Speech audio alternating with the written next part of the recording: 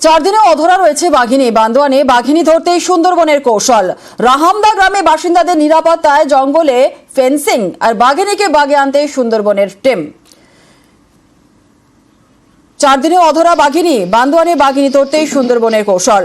রাহামদা গ্রামে বাসিন্দাদের নিরাপত্তায় জঙ্গলে ফেন্সিং, বাঘিনীকে বাগে আনতে সুন্দরবনের টিম। চতুর্থ দিনেও জিনাতকে বাঘে আনা যায়নি। চার দিনেও অধরা রয়েছে বাঘিনী। ইন্দ্রজিৎ আমাদের সঙ্গে রয়েছে। ইন্দ্রজিৎ থেকে একটু বিস্তারিত জানতে চাইবো। ইন্দ্রজিৎ, গত কয়েকদিন ধরে জিনাতের আতঙ্কে ঘুম উড়েছে। বাঘিনীকে বাগে আনতে সুন্দরবনের টিমও এসে পৌঁছেছে। তারা যে কি বিশেষ ব্যবস্থা নিচ্ছে?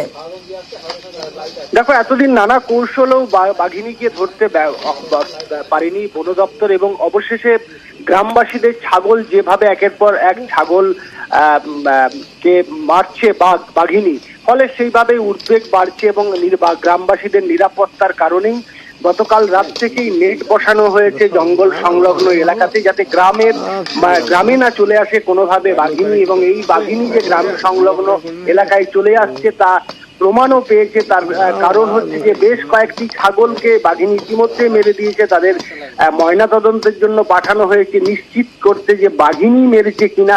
যদিও গ্রামবাসীদের অভিযোগ বাঘিনী মারছে, ফলে স্বাভাবিকভাবেই গ্রাম সংলগ্ন এলাকায় ঢুকে পড়ছে বাঘিনী, এবং এই বাঘিনীটি যাতে কোনোভাবেই গ্রামের মানুষের কোনো ক্ষতি করতে না পারে তার কারণেই বিভিন্ন এলাকা, যে এলাকা দিয়ে বাঘিনী চলে আসতে পারে সেই সব এলাকাতে নেট বসাচ্ছে বন দপ্তর। একেবারে ধন্যবাদ।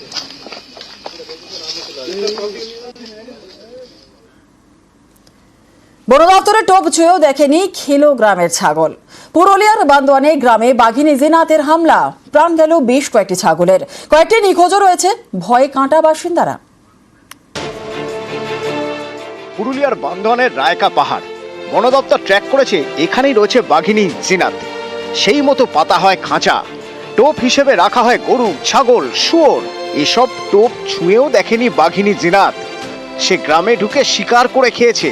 রায়কা পাহাড়েই রাহামদা গ্রাম। স্থানীয়দের দাবি, মঙ্গলবার দুপুরে এখানে হামলা চালায় জিনাত। প্রাণ যায় বেশ কয়েকটি ছাগলের, কয়েকটিকে তুলে নিয়ে যায়। কোন চারটায় নিয়ে গেছে, তো তারপরে এই তো একটা ওইভাবে আছে।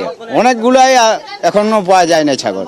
বাঘ যখন ধরেছে চেঁচামেচি করছে ছাগলগুলো। ওই একটা দেড়টা জঙ্গল ধার দিকে নিয়ে গেছিলি চোরাতে, তারপর ভিড়কা ভিড়কি করলো, রোগড়া রোগড় করে তখন যে যার কোন দিক চলে গেছে। এখন ছাগলগুলো কোন ধারে আছে কোনো পাত্তা নাই। এই শুধু একটা সাড়া গেছে। কতগুলো পাওয়া যাচ্ছে না ছাগল? 12-13টা আমার নিজের। আতঙ্ক কি করবি, তাহলে কি এইখানে থেকে আমরা পালাবো? বাঘিনীর খোঁজে শুরু হয় তল্লাশি। রেডিও কলারের সাহায্য নেওয়া হয়। ওড়িশার শিমলিপাল ব্যাঘ্র প্রকল্প। সম্প্রতি এখান থেকে এই জিনাত নামের বাঘিনী ঝাড়খণ্ড হয়ে ঢুকে পড়ে ঝাড়গ্রামের কাকড়াঝোড়ে, সেখান থেকে দুয়ারসিনী হয়ে পুরুলিয়ার বান্দোয়ান। রেডিও কলার ট্র্যাক করে বন দপ্তর জানতে পেরেছে বাঘিনী জিনাত রয়েছে বান্দোয়ানের রায়কা পাহাড়ে। এরপর 3 জায়গায় পাতা হয় ফাঁদ, রাখা হয় টোপ, কিন্তু তাতে লাভ হয়নি।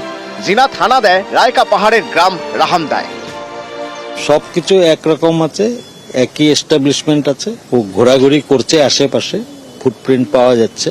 তো এখনো কোনো জায়গাতে ও খাঁচাতে ও যায়নি। আর ঝাড়খণ্ডে ওর একটা ফুল মিল ছিল, একটা ফুল মিলের পরে 6-7 দিন ও না খেলেও চলে। এর মধ্যে যদি ছোটখাটো কিছু কিল করে থাকে তো সেটা খুঁজে পাওয়াও মুশকিল খুব, কারণ এটাই স্ট্র্যাটেজি। ও আসুক, তারপরে আমরা কাজ করব। নিউজ 18 বাংলা।